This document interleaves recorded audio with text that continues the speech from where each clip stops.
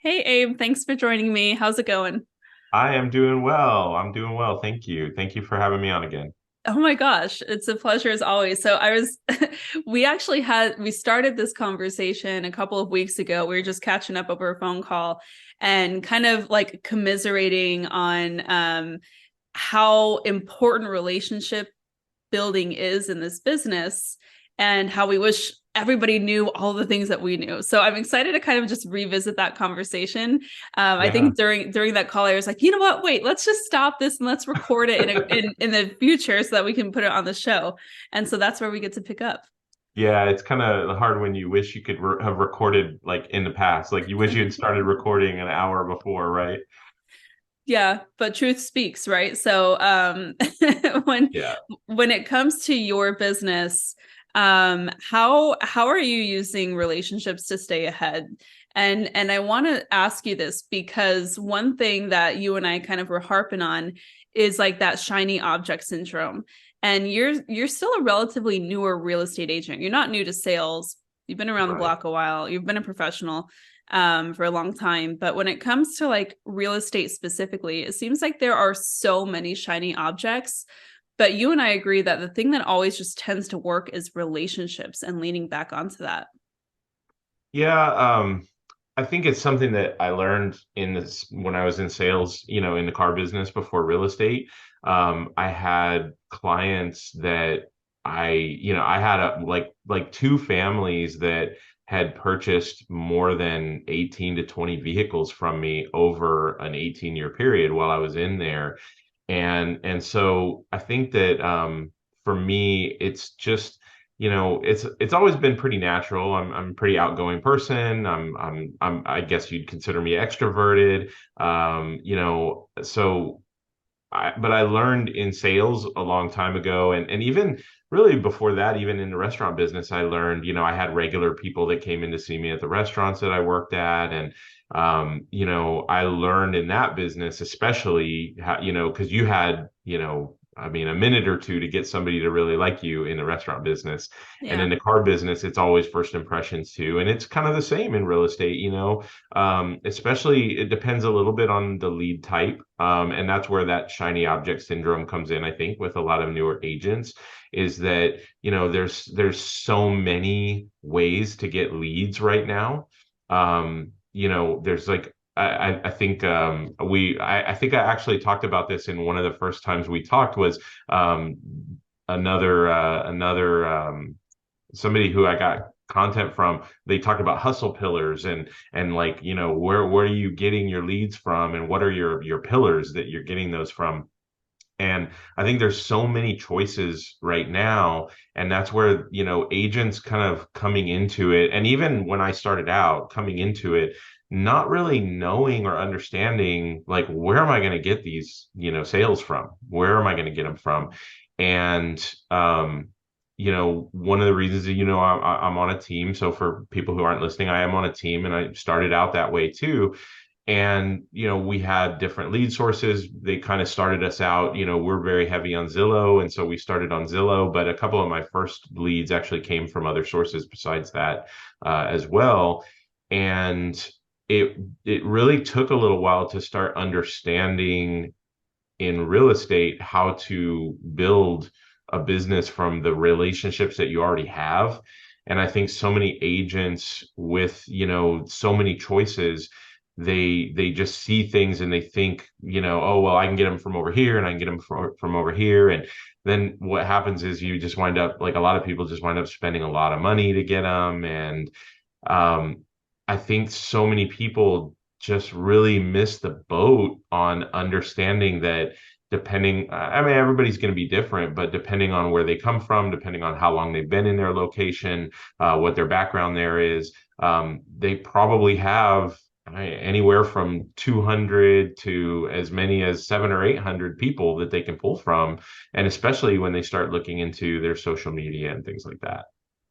Well, you know what's really funny along that same idea line, a lot of times when I'm talking to real estate agents, I'll hear, well, the first year I did have some good referrals, but I think I've pretty much tapped out my database there.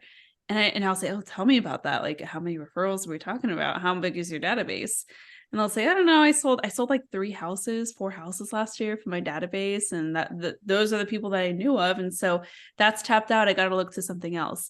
And that right there is the mistake that you assume that just because you have gotten the low hanging fruit that you could immediately see whatever happened to be in range of vision at that moment, once you've closed those deals, assuming that something new has to start and you have to look for a new solution, when over and over and over again we can find so much traction just by looking back to what works.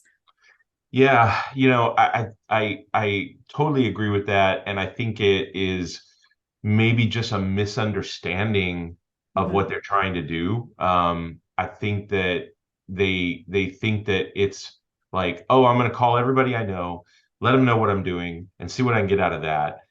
And there's no recognition of the understanding that not every one of those people is going to be ready right now. Mm-hmm. And you might get three or four, but you're also going to have the potential to get three or four more next year. And you might have the potential to get seven or eight more next year. And, it's all about the long term. And I think playing the long game is something I think when we first talked on that phone call, I think that was one of the things we talked about was that too many agents don't understand the long game, and they're just looking for what can I get in the next 30 days or 60 days.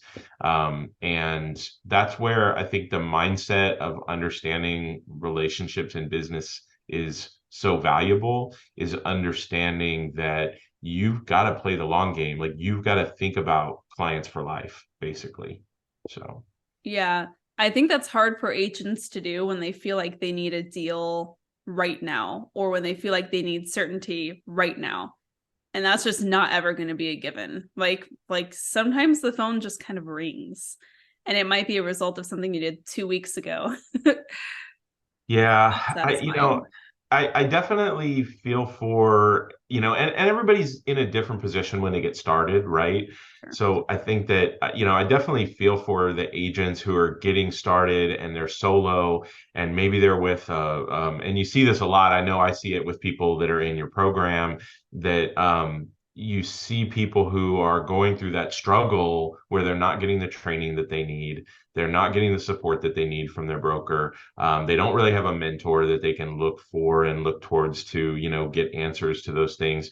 And they are hanging on this thread of I have 3 months of living expenses or 6 months of living expenses, and it can be really difficult. Interestingly enough, I think the occupation that a lot of people come from that I've seen so many people succeed pretty quickly, especially if they were in for a long time, is education, Yeah. because the number of people that they're in contact with on a regular basis seems to be a lot. Everything from relationships with even parents and stuff to all the other people in the schools. But not everybody comes from that background. So, I think that that seems to be like, I guess I feel for those people the most is that they come from that like, I've got 3 months or 6 months to make this work. And I came from that, and my choice was driven by need and necessity. And not everybody's going to be in the same necessity, situation as I was when it came to income and things like that. But that's why I joined a team and started out. But I joined a team, but I still did SOI deals that year. First year in, I still did some deals with my SOI. And it was out of that database, and most of that was relationship driven. Well, a lot of newer agents, either they do one of two things. They either call their sphere and let them and post it on Facebook and say, "Hey, I'm in the business now," and then they nothing happens after that. They don't follow up. They just assume at that point that the job is done and they don't get the deals from their SOI. Other agents never reach out. They're the secret agent because they don't want anybody to like bear witness to what could be a failure, right? Because in the Right. in the back of every new agent's mind, they're like, "What if this doesn't work?" And then everybody I know watches me crash and burn. So how Yeah. did you get deals from your SOI that first year?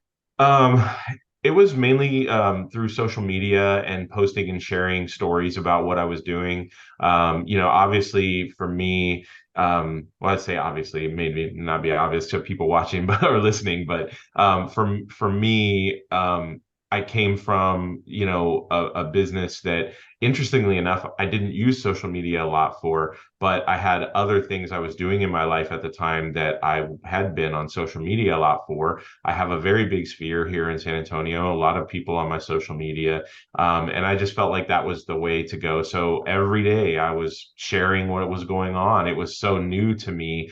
And I had watched, as you know, I had watched a ton of content about what to share on social media, how to share it. And so I was very heavy into sharing everything. And so most of my deals in my first year came from either like I know one was a referral from somebody that I used to work with at the dealership, and another was somebody who is involved in the music scene here that saw posts on Instagram and reached out, and another person that then that one was a source of two deals. Another person who was a source of two deals was a friend, an old friend from, DJing and stuff like that that I used to do. And she was actually following me on Facebook and seeing the posts that I was sharing about like veterans that I was helping. And her husband is a veteran. And so it just made sense for her to gravitate towards that. And she really liked the stories. And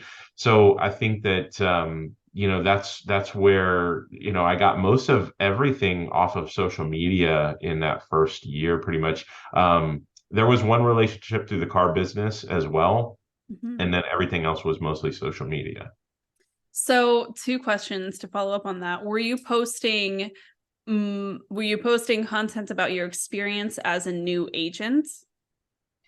Um, Yes and no. I was probably trying to post more educational, like, hey, this is what I've learned so far. Mhm. And I think I think that either of those could really work. I do think um, I do think people tend to gravitate towards value more. Whereas I think that like, I'm a new agent experience is more for new agents. Mhm. Like, I don't know. I used to actually follow a few people on YouTube who were newer agents who were doing kind of day in the life type of stuff, and had that kind of content up. But I think that what I saw the most, I guess, return on in terms of, investment of time and putting into, whether it was graphics or photos or stories or whatever, came more from like educational stuff, stories about what was happening with my clients, what an inspection should be like, and, all the value driven stuff that we do. Okay. So that's interesting. So then when you were getting those individuals, those people who you already had relationships with in your SOI, when they were coming to you, did they recognize how new of an agent you were? And if they did it matter to them? Yeah, they definitely knew. And it had no bearing on it whatsoever. I will say that I think that part of that is because of the work that I put in to like learning everything that I needed to. I'm very detailed and very thorough when it comes to education. So I was really hardcore about it. I think that, people knowing that I've been in sales a long time did help. That probably helped. People knowing that I wasn't new to relationships and sales and having to negotiate and stuff like that. I think that that probably helped a little bit. But nobody, for the most part, nobody really cared that I was new at real estate. And in fact, they were actually more understanding of any situation that came up because of it. And I think that that is something that people like new agents are definitely like nervous and scared about is, what are these people going to think when they find out I'm new. Actually, the first closing that I had, I worked with the gentleman for, 35, 40 days. We found a house first weekend that we were out, got it under contract. It was the very first set of showings that I did. And we went out that weekend. We got a house under contract by Sunday morning or something like that, and we closed in 30 days. And so he when we went to closing and I met him and his wife at the house, and, did a little gift basket and gave him their keys and all that stuff. I asked him. I said, hey, what would you think if I told you that you were my first client in this business? And he's like, well, there's a couple little things that kind of clued me into you might be newer, but he's like, other than those things, there's no way I would have known otherwise. You handled yourself so well throughout the transaction. And I think that, like had I been worried about that throughout the transaction, he definitely would have known more about it. And some of that is confidence, some of that is experience in sales. But I think new agents need to like, especially if they're focusing on their sphere, that the people they know, they probably already have a pretty good relationship when it comes to know, like, and trust. Mhm. And so I think that that makes a huge difference. I think it does too. And I think it's so interesting when agents are afraid to go there being a new agent and they almost feel like they have to like bamboozle the new clients who don't know anything about them. And then have that like almost like that gotcha moment at the end when hopefully everything goes okay. And then, hey, if it's a complete dumpster fire of a transaction, I can just float away and they'll never hear from me again. Right. So like you have that easy out. But I think there's a lot to say about like I think there's a lot to say about number one, bringing people into the journey of starting a new business. I remember I have not thought about this in forever, but when I was leaving finance, when I was leaving my finance job, I was in those like cubicles, right? And I would have conversations with the gal next to me like this, like we'd lean out and talk over the wall of the cubicle. Yeah. And I was telling her what I was doing. I'd already put in my notice. My manager was pissed. He wasn't talking to me. It was this whole thing. And and she goes, and she had been working at this company for I want to say 25 or 30 years. Oh, And wow. she was like, "Girl, you're doing it. You're really doing it. I always wish I would have done that. There's so many things that I wish I would have done." And I was 20, 21 maybe listening to this like, I couldn't this whole thing like that's so crazy that she had wanted to do this for so long, but for whatever reason had never taken the leap. Um there are so many people who feel that way, and they might never tell you as a new agent, but people want to see what that process looks like because they might want to do it themselves in the future. It doesn't have to be real estate, it could be doing anything. Yeah. But people want to be a witness to somebody betting on themselves, taking a step out, taking a risk, and making it happen. That is like the American dream, is going out there and trying to create a life for yourself, maybe in a new line of work or in a new, people love that story. And when you can share that transparently, either through the communication that you're having one-on-one or through the story that you're sharing on social media, I think it's really compelling. And I don't think new agents should be afraid of doing that. And I think that when you do bring people in, those relationships are going to be your cheerleaders for life. The people who we brought in those early days, they have been with us through thick and thin. And we've been able to have these like legacy relationships because of that. And I think that's part of, because it was so huge for my business, I think that's part of why I'm so passionate about it. Yeah. Yeah. You know, I think that you understand that, and it's hard. I think it's hard for new agents to understand it. I think it's hard for them to see that vision going out that far, that they can do it. But it's interesting. So on my team, one of the things that we started doing this year is we have our internal leadership council, and then on that council, we did, in the first quarter, we had an accountability group of agents, and then they switched everybody up. In this quarter, we have a second group. And I had my first meeting with those folks today, and I sent them like a little questionnaire, just a little Q&A. And one of the questions on there is, what is your dream business look like? And Mm-hmm. it's because I think that so many agents don't know that the answer to that until somebody asks them, and they have to sit there and think about it. That they don't really know what business is supposed to look like for them when they get into this. Yeah. And I But think then that why are they getting into it? Not to interrupt. Why are they doing it from your perspective?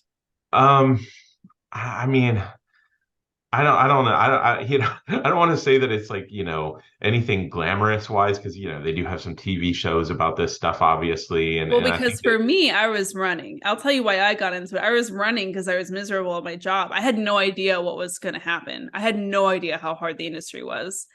But I just like fell into it. Like there was no drive for me ever to get into real estate. I was never one of those people who was like, I dream of getting into it. I've always wanted to do it. And I'll hear agents talk about that. And I'm like, really? Like that's I had no interesting. idea. Like I didn't know anything about real estate until like I just kind of fell into it. Yeah, I was not one of those people because I mean, obviously I was in a business for 18 years and, but at the same time, I can tell you the businesses before real estate, the restaurant business, the car business, like I had no inclination to be in either of those businesses at the time I got into them. I got into the restaurant business because I had gotten out of college, quit a job, had no income, and needed to make money fast. And somebody invited me to come to a restaurant and work and make tips right away. So I was like, Oh, okay, dang I'll it. do it. I Spent think you five and a just half years in that business, I you think you know? just described every new agent's journey. We Yeah. just get invited into it. You don't worry, you're gonna be great at it. I can already tell. You're gonna get tons of closings the first year. That's it. Yeah, and it's like, and then same thing, like the car business. When I got out of the restaurant business, like it was necessity. It wasn't like, oh, I dream of selling 30 cars a month, and Mhm. all the money it can like. I had no clue, and so I did the same thing. And in real estate, I mean, I knew a little bit ahead of time. I knew that I wanted to make a change. But like the only thing for me that drove me towards real estate was the fact that I guess I figured, and I think we might have talked about this before too, but I think I was already helping people with what's usually about the second most expensive thing that they spend money on. So I kind of thought, you know what, if I'm helping people with something like that, maybe I can help them with the number one thing that they're probably going to spend money on, in their lifetime. And it's turned into passion, Mhm. really from that. And I think that had you asked me when I first started, what does my dream business look like? It would have been difficult. I wouldn't have really known what to say. And I think it's just something that develops over time. And that's why I said like that vision, that long-term understanding. Yeah. It's hard for a lot of agents, I think, to have that right away. And like the people that I'm working with now, I think some of them tend to kind of think of it along the lines of like, well, three closings a month. Right. And it's like, oh no, that's not what I mean. Like, I'm not talking about like how many closings a month do you have or how many, I'm talking about like what's your business like? Not what's your income like. What does your business look like? Because that's the byproduct of designing the business. Right, right. So and it's great though. I mean, I think the answers that I got from my group were pretty good. And we met, like I said, we met today. They were appreciative of the fact that I even asked some of the questions that I did, which was fun. And I'm really looking forward to, how this next quarter goes. And, we even talked about the fact that like ultimately what I'm gonna do to help them over the next 3 months isn't even really going to help them during that 3 months. It's more about what's going to happen for them in the 90 and following days after that. So, Yeah, that's a really good point. So, do you feel like you have vision? Have you cultivated vision for your ideal business and what that needs to look like for you? And can you share it?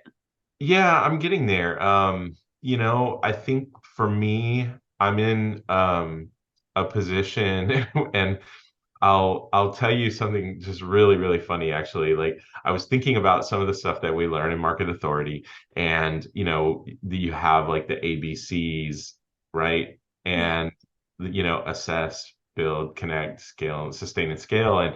And I was talking with my group about it and I got to go back to them and apologize because like I completely when I was thinking about it, all I could think about is so wrong to even say this, but all I could think about was the assess, and then sustain and scale.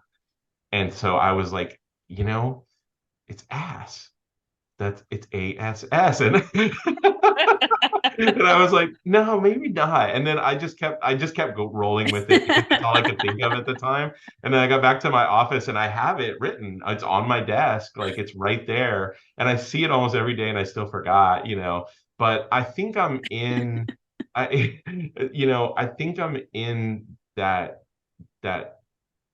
like I'm still building. Uh-huh. I have, and this is something that I love about your program is that we always assess. We're always, every quarter we're assessing where are we at. And at the end of the year, we're assessing how our year went. And so I think I'm still in that build phase Mhm. where I'm really working on like building out the things that I need to get to the S's, to get to the Yeah. sustaining the scale. I think the connect part is like the super easy part for me. Okay. I think, you probably see that and know that and can understand that. I think, anybody who knows me probably could too, Mhm. because connecting with people is super easy for me. Like I'm kind of that person that, can walk into a room and get to know people easily. And I'm an open book, so I don't mind sharing stuff about myself with them. And so connecting, that part is super easy. But the like getting to where I can sustain the business and then grow it is, I think, where I'm at right now. And so for me, the dream business right now is like for the next year to 2 years is to see, okay, how much more can I build upon the relationships that I've already got going, Hmm.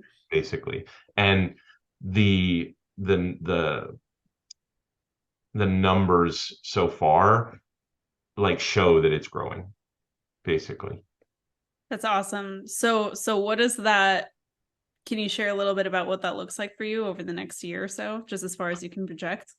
Um, you know, looking at what I accomplished so far just in quarter 1 of this year, and when I compare it to where I'm at. So just to give like a frame of reference, basically, my first year I did 8 deals in in 12 months. And it's always kind of weird because I started in like March, or April, so I wasn't in like for a full calendar year. But if I go by like 12-month periods, because I'm like really 5 days away from exactly 2 years licensed, fully licensed, so that's kind of cool.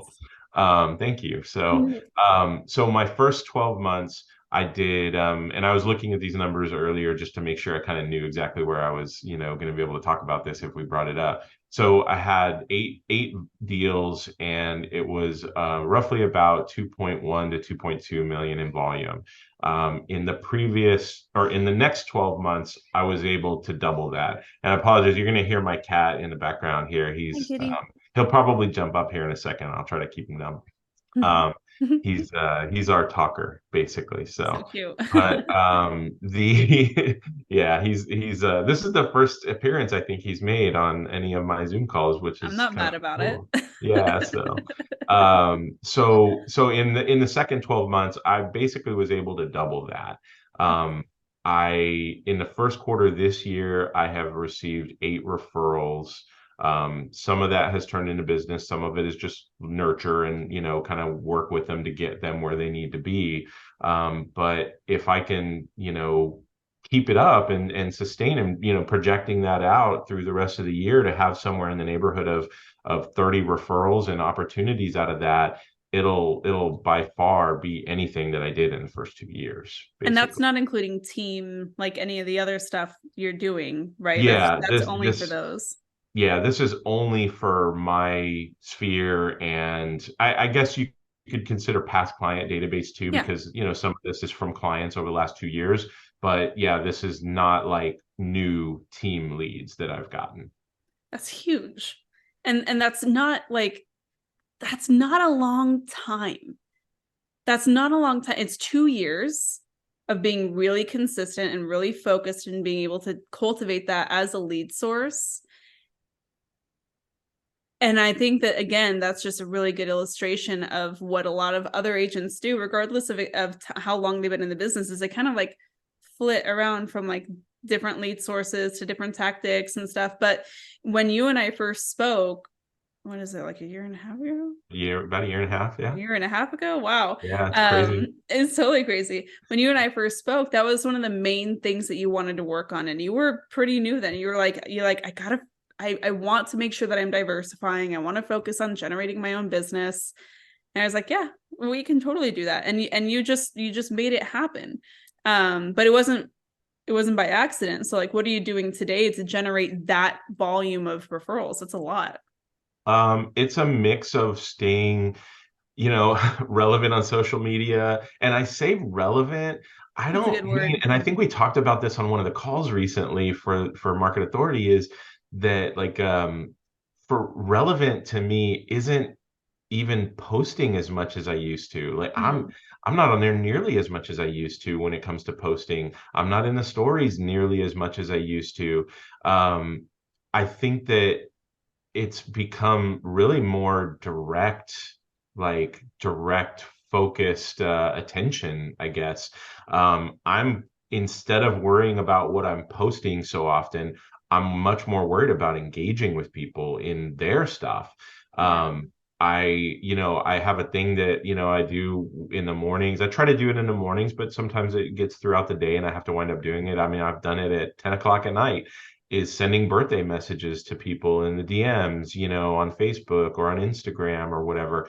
I make it a point to reach out to people, and yeah, I don't reach out to everybody. I mean, I've got people that are all over the place, and I probably could do a better job. And maybe that's something I'll focus more on next year, over this Mhm. next year, is, saying, okay, yeah, so and so that lives in Chicago, I don't think they know very many people here, but what if they know somebody who wants to move to San Antonio? You Well, know? that's a huge thing, and that happens to me. But remember, we were talking a little bit about like what's next, and if you don't mind me just sharing this, but when you get to this point, you start to look for ways to delegate that kind of thing, and that's like the perfect way to have help, like help bring those lists of people to you. Like you can literally hire somebody who one of their jobs is to help scrub through that list and that database and your social profiles, and just send you a quick email or a message on Slack and say, hey, definitely reach out to these people today. Don't forget. Yeah. Here's a Yeah. few sample messages that you could send. This is what I'm thinking for this person, that kind of thing. Yep.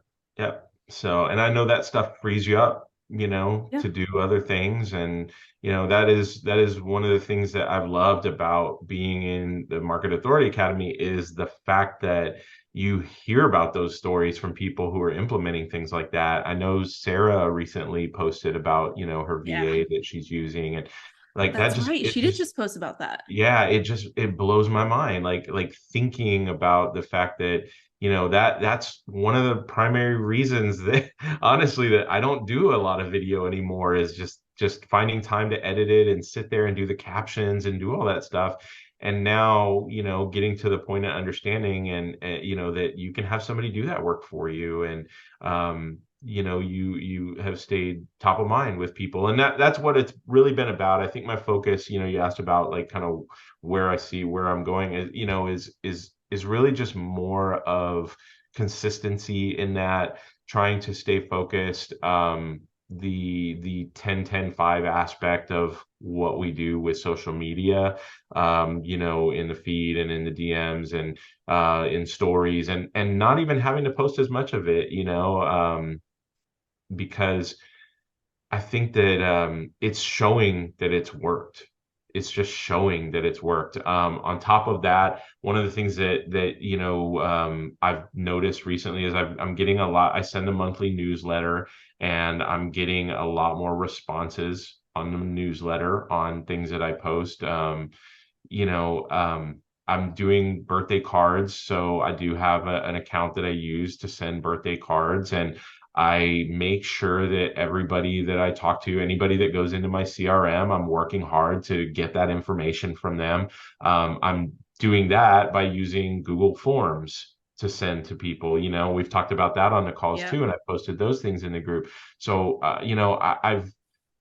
I've really, and I think we talked about this on one of the calls too, is like the idea format, like for understanding, like what are the needs that I have in my business?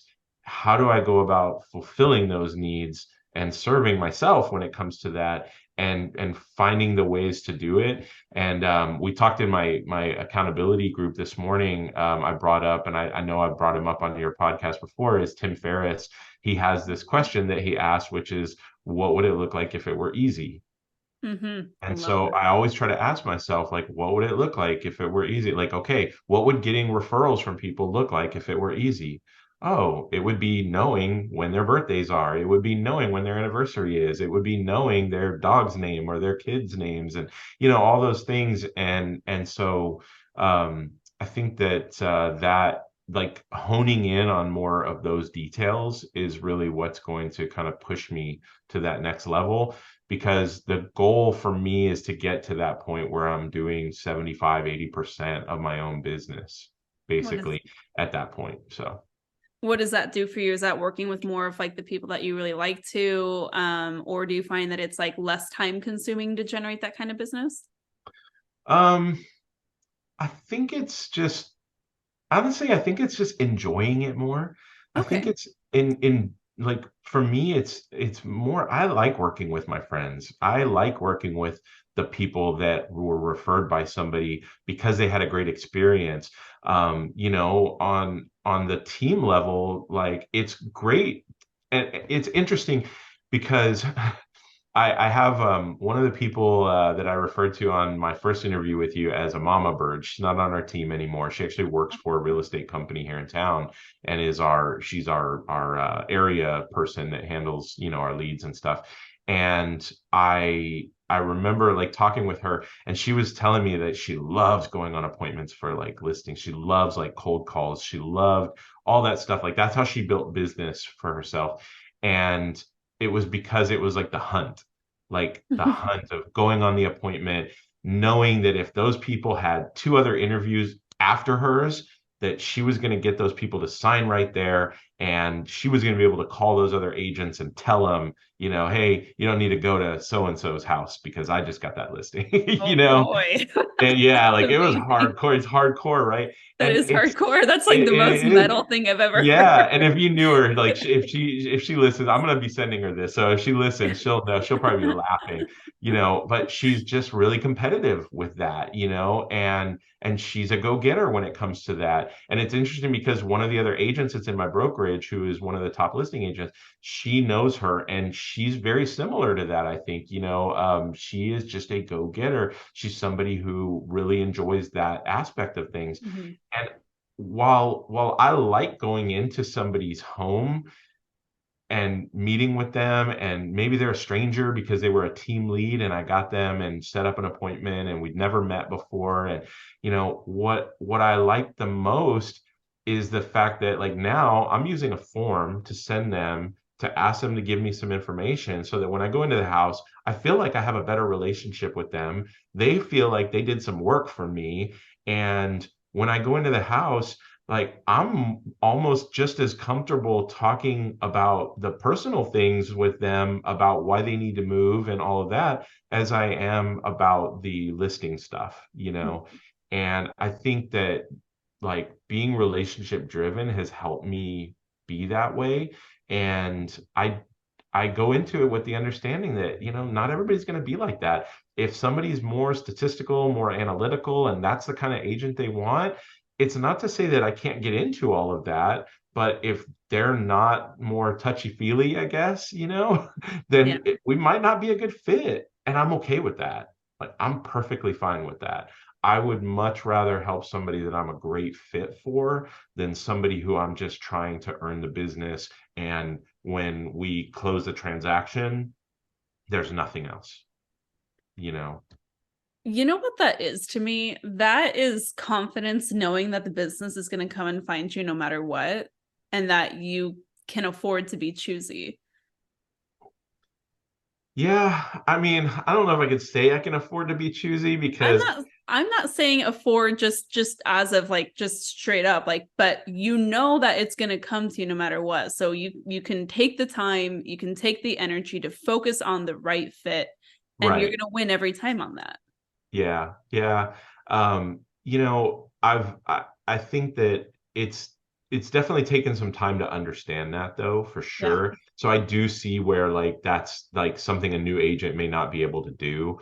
We have, new agents that come on the team, and I was taking everything I could from the team when I got on the team. I was taking every lead I could. I was driving all over the place. I had, even personal friends, if they needed something like up in, another county, I was driving to the other county and, doing that stuff. And there's the occasional like team lead that I'll still do that stuff for, but I've definitely gotten pickier about that because I understand that, that hour I have to spend in the car going back and forth, maybe I could be better served doing something else in that hour.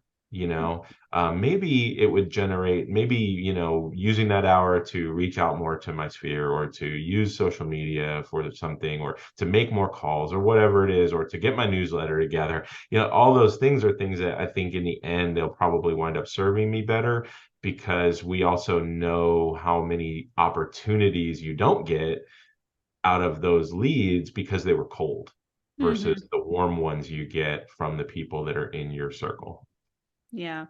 It's just a better way of doing business. It's definitely like more comfortable. And for me, like I'm an introvert. I really need that like soft landing. I need that warm intro. And that's not to say that I can't get it done in other scenarios for sure, but like that's where I thrive. And it was really challenging for me because when I got into the business, because I was that new agent with no sphere.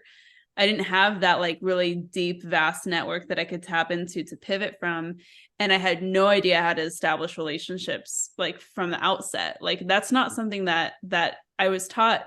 And I think that if you don't mind me posing this idea, Yeah, sure.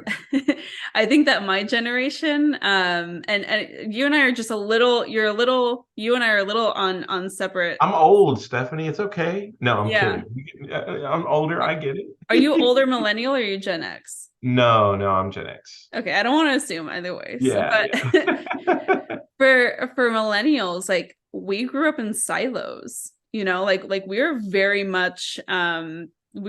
much not isolated, I wouldn't say, but like there was no emphasis, at least where I come from, of developing a network. And even when we got into corporate America, they almost didn't want you to have a network Right. because they wanted you to be on a specific track that they could control. And so even though there were some like conferences and there were some like meetups, I was in a Fortune like 25 company, right? Like I was in this huge company and the number of people I knew could fit on two hands. And so it was so Amazing. hard getting into this and learning um that I had to build out, a network and a Rolodex in that sense. But and as an introvert, it was really challenging. But as I started going through it and learning and going through the motions, and like you say, have more time and experience, that's when I was like, oh, it's not even just because it's easier for me now. Because cold calling was never going to be an option for me. Door knocking was never going to be an option for me. I was too soft for that. Yeah. but the warm intro, the warm handoffs, the warm relationships, not only is it just like easier for me to do, it's so much more sustainable. It's so much easier to grow. And like to your point, it's so much more fun. It's so much more fun to work with people who like are excited to see you and who understand the value that you bring. Like when you get a referral, what do they say that the person refer you, like what do they say about you? Are they like, oh, you have to go with A because X, Y, and Z? Like what are the reasons that they give? Yeah, I think like one of the last referrals that I got, the lady texted me and basically, I mean, she said, oh, Janet, sent me over to you, and she basically said like, I have to use you, Yeah. and I said, oh, that's really great to hear. Why did she say anything specific? And it was just all about communication, being fun, knowledgeable, and going like, you know. I'm trying to remember exactly the phrase that one of my bold coaches used, which was it had some like if you go the extra mile, you're almost always by yourself because so few people do it. Oh yeah. And I really thought that was something that was just awesome. And that's what she said was, that you just went the extra mile for them, and that was a family who was buying. The people who referred them to me was some people who were buying virtually. They had not seen the house, and I had to do a walkthrough for them. We found them an off-market property that, was through my team, that didn't have to go to market. So that was in like August or September of 2021. Do you remember what it was like in 2021? How could I You forget? like how, yeah, exactly. How could you, it was so hard from somebody over, to in another area to buy a house without seeing it Mhm. and feel confident that they could go 20, 30, 40, 50 grand over asking and get the house. And this was a VA buyer who couldn't do that. Mhm. And we got them a house at a price that made sense for everybody, and they didn't have to compete with anybody, and so they took all of that to heart. They remembered that, and I've actually closed one referral with them, and then this person that they just referred is actually kind of in the works. We're just trying to get them to the point where they're qualified and all that. That's amazing. Have you done the math on your client's lifetime value? I haven't yet. I've done that. I've done that in the past in the car business, and Yeah. that's where, like, I know that's why this topic is so important to me and is such a passion for me. And I'll tell you, I know in the notes that Gisela sent, like one of the things was an experience, right? In Mhm. like what I'm going through right now, that is a great experience. So I just closed a referral from one of the family members of that family that's bought more than 20 vehicles from me. And they bought, so I met the gentleman. They're from Jamaica, very patriarchal type of family. Like the father, everything flows down from the father. All the kids look up to him for all the advice and all that stuff. And they were all, younger back then, of course. But like, he came in and he had had a bad experience at another dealership, gave him a great experience at our store, and I was his guy from that point on. So literally over about the period of 17 years, him, his family, their family, extended family, referrals, over 20 vehicles in 17 years. The kids, everybody. I came in on vacations to sell them. Like I would be on vacation, just staying at home, hanging out, doing some stuff around the house or whatever.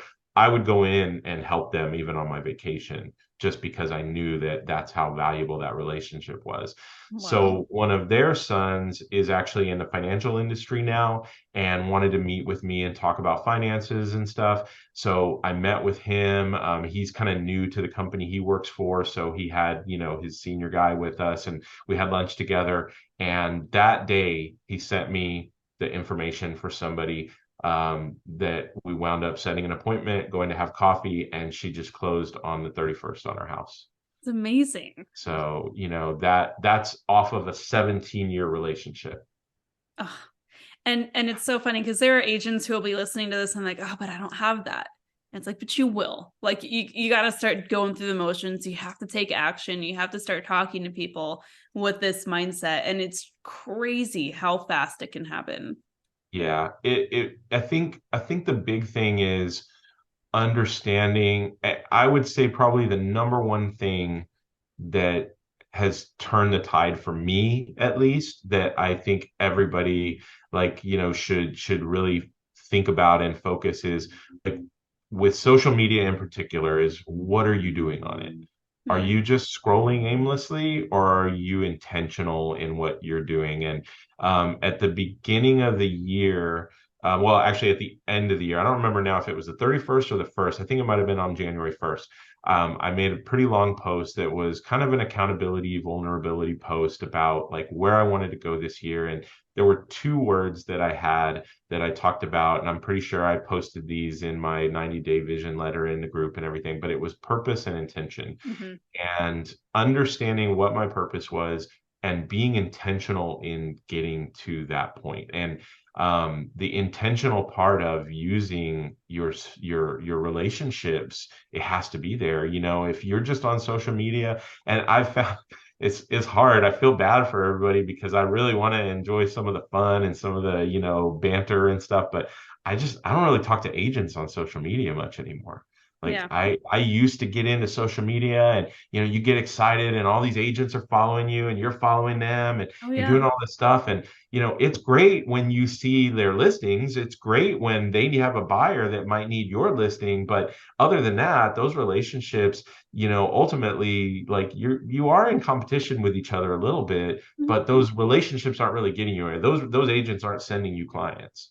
Now your title reps, your lenders, your home warranty people might. So definitely nurture and foster those relationships. But when it comes to the agents, just being intentional on social media is for me, that's not talking to agents on social Yeah. media, and really like digging into, all the back and forth that can happen with them. Yeah, I think so many times realtors like really overthink this part because they're like, oh, it's the templates, oh, it's the value driven posts, oh, it's the information, it's the content treadmill. And I think it's Yeah. like you say, it's engaging, it's being a real person, and it's just showing up with your face. Can I tell you a crazy story that happened this weekend Yeah. as we're winding down? I want to be respectful of your time. I could Sure, talk to sure. you I forever. could sit for another hour, I but I know know. we're Me going. too. That's the problem. I really could. Um, so this weekend, yesterday, I was at Target. I fled my home for an hour or two of a leisurely stroll through Target because my child decided that yesterday was the day that he wanted to just be a total terror. Anyways, he's so cute. But I go to Target and I'm like scowling still, like as I meander through the aisles because I'm still trying to decompress from like the chaos. And somebody comes up and taps me on the shoulder, and I had my AirPods in and I was listening to music, and which I don't normally do in public, but I just really needed to decompress. I feel this tap on my shoulder, and I turn around, and it's this person I've never known. And she goes, "Hey, Stefanie, I just wanted to say I really appreciate what you do and all the content that you put out." And for me, I'm like assuming she's talking about real estate because like I put out all this content on like I'm the content treadmill for me at this point is the real estate stuff. I'm always having conversations like this and doing the YouTube Yeah, channel. And I was like, oh my gosh, thank you. Thank you for coming up and saying hi. I asked her what her name is. I was like asking her about herself. She's like, I don't want to bother you. I don't want to take up your time. I can see that you're kind of just doing your thing. But I just really want to thank you. And I said, are you an agent locally? Just assuming. And she goes, no, I've just been following you for like the last 5 years, and I've learned so much about the home buying process and real estate, and I love your lifestyle content. And like, Abe, can I tell you, I think I've only posted twice in the last month because I've just been really struggling with some personal things. And I was like, oh, like what? Oh my gosh, it's amazing. Like she's like, I just love your Instagram. I love following your journey and your family. And it's so cool to see how your business has grown. And I just want you to know that when I go to buy a house, I'm gonna hire you. And I was like, that's great. And she said, and just so you know, I share your name all the time with people. I'm always telling people to follow you who want to buy and sell locally. I just think that what that's you're doing is amazing. great. And I was like, wow. Like I Yeah, have, and I was like, oh gosh, I gotta get back on Instagram and I need to start posting more more because like you lose sight of that when you're just going through the motions and you're posting just to post, or if you're taking a break for mental health like I was, right. like you forget that people actually are seeing you on the other end. And you might see like, oh, 7 likes on a post, or oh, the reach was only 100 people, or oh, I only have 200 followers, like whatever. Imagine getting in front of that many people and like giving a seminar. Like that's hard. It doesn't matter how many people. If you have literally anybody's attention online, that's a really big deal, and it matters to them on the other end. They are Yeah. choosing whether or not to engage with that. And so I think that just goes to show the importance of every engagement, every connection. You never know who's actually really getting value from that on the other end. And it's so important just to keep showing up in that way. So I'm really glad that you said that. I hope that wasn't too self-serving of a story to share, but I thought that was a great, like, that hasn't happened to me in a while. So I thought that was so insane, especially since I haven't been engaging as much. It really, like that, plus with what you're saying, made me realize even me, I need to get back on it too because it's so important. And you said something in there though, and no, it wasn't too self-serving. I think that it was great, and I think that one thing that you said in there was important, and you probably don't even think about this, is that she said she's been following you for 5 years. But how long have you been in real estate? Yeah, almost a decade.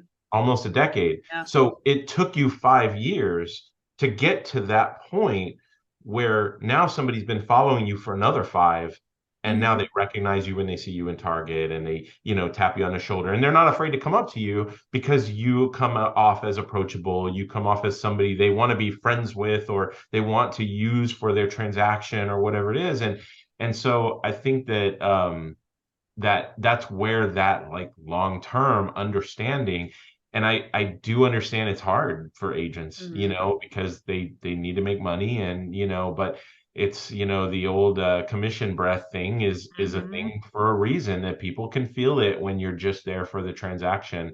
And I think that that's where these relationships that we are developing comes in so much, is, and I guess that's the other part of it when I said like it's so much more enjoyable, because you don't have to feel that way. You don't Yeah. have to feel like I've got to push this person in any way whatsoever. It's more like, hey, you know what? Like, let's just figure it out. And if it takes 3 months or 6 months or a year, just know that I'm going to be here, and we're going to like stay in touch, and those things are going to happen. And I'm not worried about whether it happens in 30 days, you Hmm. know. And I think that's important. I have a client that I closed with in, I think it was the beginning of January or end of December, one of the two. And it's April. We just went under contract last week on their purchase. They sold their house. They moved in with, family for a little while. And, that's somebody that I worked in the car dealership with. It's somebody, I'm not going to push them. I'm not going to, try to, I offered some solutions for like a buy before you sell or something like that, and found some ways to try to get something done. But I never was, pushy about it. And I think, newer agents have a hard time with that for sure, because they want closings now. They need to get a paycheck Hmm. now. They just quit their job and they're going through their savings. And, but and so I do understand that it's difficult, but at the same time, if you just put in the work, and, I've actually changed my screensaver on my laptop. When I open it up anywhere, it just says all it says, it's all black, and all it says on it is do the work. Oh, I love that. I love that. Abe, I could talk to you for hours, like I said. This is such a fun conversation, and this is why I wanted to do this, because I knew this would be a really fun convo. So I want to thank you so much for showing up, and I want to acknowledge you for being so generous with your time and knowledge. You are such a Sure. giver, and how you share your experience and how you share your your solutions for other agents who are struggling with these things. And I really appreciate it. Your time is so valuable. So I'm really grateful that you're sharing a little bit with me today. For those who want to connect further with you, where can they find you on social? On social, I am on Instagram at Abe_Novy. Like I said, you won't see as much from me as you may have in the past, but you can definitely still connect with me there if you have questions or anything. And then on Facebook, I think I'm one of probably the only Abe Novies on Facebook. If you look me up. I have a realtor. I do have a business page. I don't really use it that much. That's one of my goals this quarter actually, is to start working on trying to kind of post more blog like content to that, just to kind of get some engagement on it here and there and get some views. But ultimately, on my personal feed, there is where I do most of my connecting with people. So I love it. Okay, cool. Guys, definitely check out Abe. Thanks again for hanging. I just love our conversations. So it's always a pleasure, Abe. you're absolutely welcome. Thank you for having me. And for anybody, I'm just going to say it because I know you're going to wind up ending your podcast with it anybody way. But for anybody looking for a coaching program, if you like what you listen to, book a call with Stefanie. I can tell you, like, this last year and a half in her program has just been amazing. And it's really driven everything that we talked about today. Oh, I really appreciate that. Sure. Thanks. We'll talk soon. All right.